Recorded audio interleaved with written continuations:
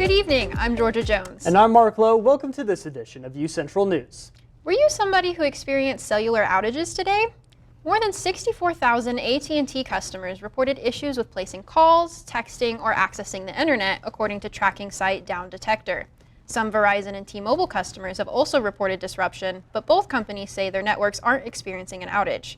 It's likely their customers have had issues trying to connect to those on the AT&T networks. An industry source says there's no indication the outage was caused by a cyber attack or other malicious activity. They say it appears to be related to how cellular services hand off calls from one network to the next. Shanice Hopkins is live with us now with more information about how the outages affected the UCO campus. Shanice? Thank you, Mark. We went across campus today to see if students were impacted by the outages. Here's what they had to say. Yeah, whenever I saw my phone, it had like the SOS on where the cellular bar is supposed to be. I was kind of confused because the first thing you do when you drive, right, is you open your Spotify and it was like, oh, you're offline, you know? So I was just checking, and then luckily I was still parked outside my house at the Wi-Fi. So I saw like a couple of our friends were like, oh, is your internet down too? And they said, yeah. But other than that, it was just kind of strange. But the biggest and worst experience I had this morning was that I couldn't access my due to well. I had an assignment due at 11 that I'd purposed to submit at 10 before class.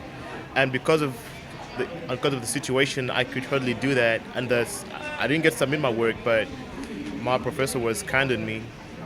And so I believe it's an experience I wouldn't wish on anyone. Well, I call my parents every morning, and my parents happen to have Androids while I have an iPhone. And I don't know if you know this, but like most iPhones, if you're like communicating with another iPhone, you can still like call and make text messages. But I couldn't get in contact with my parents at all.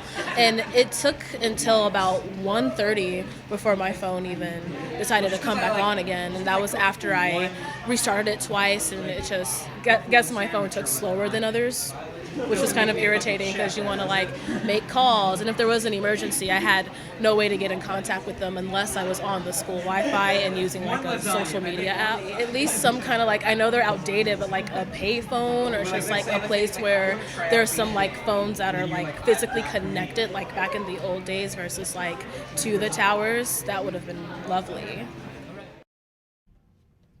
We reached out to the Department of Safety to see if they experienced any challenges caused by the outages, and we will have more information to come. Reporting from campus, Shanice Hopkins. Thanks for that, Shanice.